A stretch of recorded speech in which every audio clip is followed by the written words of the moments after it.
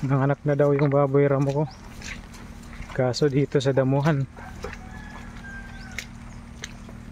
Baboy ramo talaga. Nako, kawawa naman. Dito pa niya napiling manganak.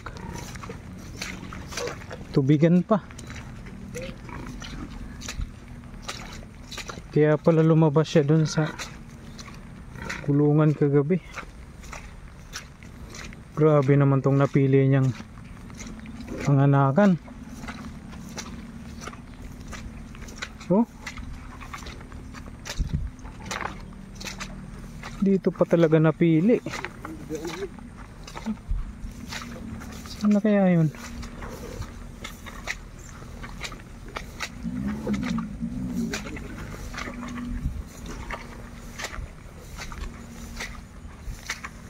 Layo. Dito pa sa tubigan.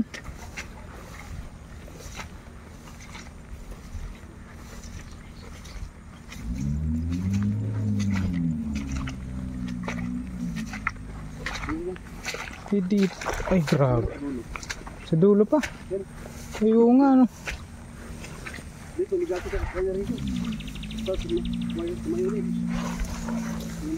Ba't dito ka nanganak? Ay, grabe naman. May lilim naman dun eh. Pig. Kawawa. Hindi naman, ako to.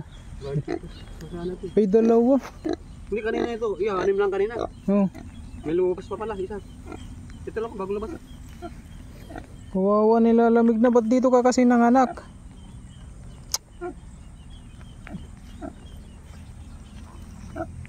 Kukunin ko tong anak mo, ha. Huwag ka magagalit. Kasi nilalamig na, oh. Ito bagong labas lang. Namatay yung dalawang. Lamig na lamig na. Mga anak ko, malaki tingnan mo, bubukol ko eh. Kawawa naman yung mga anak mo. Ba't dito mo napiling mga anak?